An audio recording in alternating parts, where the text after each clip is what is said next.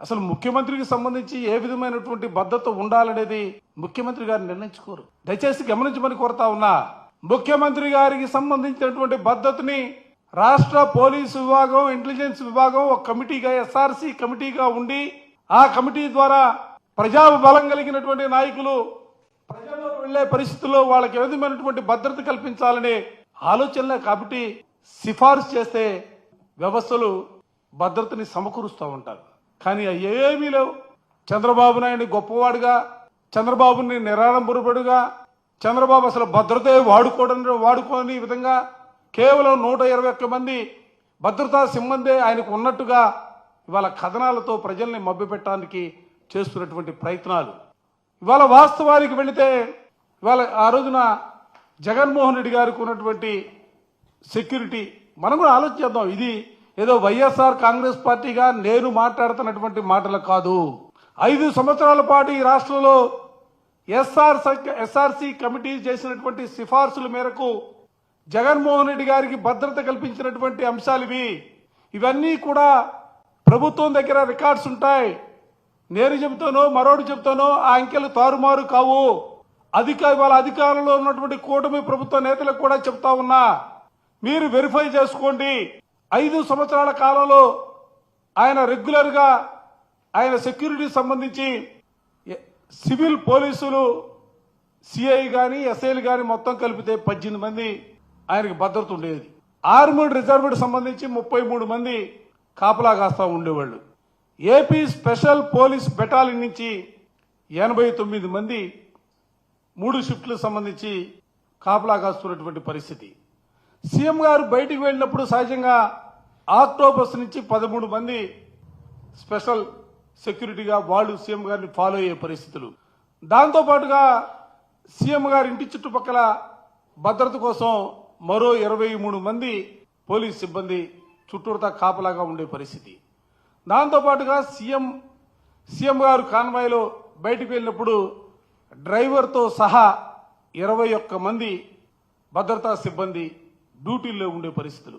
అంటే మొత్తం మీద 196 మంది సిబ్బంది జగన్ గారికి ఆయన సీఎంగా ఉన్నప్పుడు భద్రతా విధుల్ని నిర్వర్తించినటువంటి పరిస్థితుల్ని ఈ సందర్భంగా చెప్తా ఉన్నా.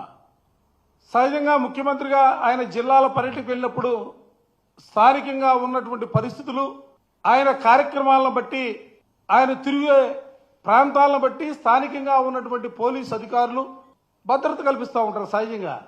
ఇది జగన్మోహన్ రెడ్డి గారు ముఖ్యమంత్రిగా ఉన్నా ఇదే విధానం, చంద్రబాబు నాయుడు గారు ముఖ్యమంత్రిగా ఉన్నా ఇదే విధానం, రోసీ గారు ముఖ్యమంత్రిగా ఉన్నా ఇదే విధానం, కిరణ్ కుమార్ రెడ్డి గారు ముఖ్యమంత్రిగా ఉన్నా ఇదే విధానం.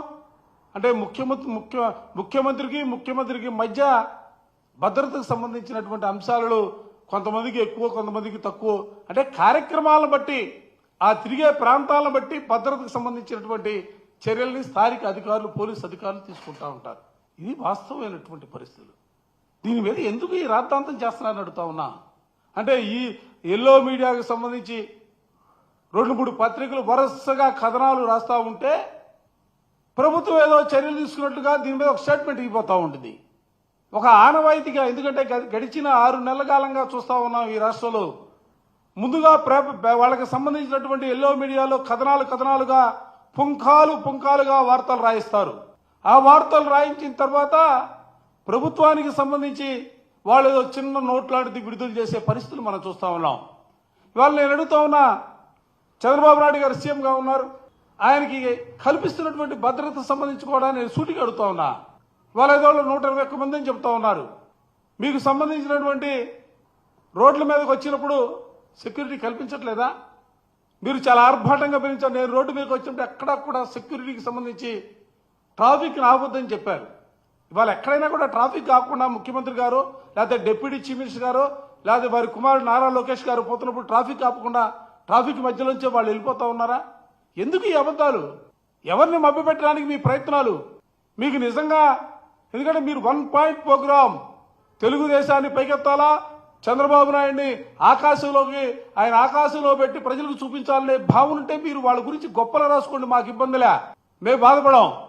కానీ మీరు మమ్మల్ని, మా నాయకుడిని కించపరిచే విధంగా అవమానించే విధంగా వ్యక్తిత్వ హననానికి పాల్పడే విధంగా మీరు రాసే రాతలు మాత్రం ప్రజలు కూడా వైఎస్ఆర్ కాంగ్రెస్ పార్టీ శ్రేణులు కాదు, ప్రజాస్వామ్యంలో ప్రజాస్వామ్యవాదులు ఎవ్వరికి కూడా ఇవాళ మీరు వాదన చేసే వాదనల్ని ఎవరు కూడా అంగీకరించారన్న అంశాన్ని కూడా ఈ సందర్భంగా చెబుతా ఉన్నా.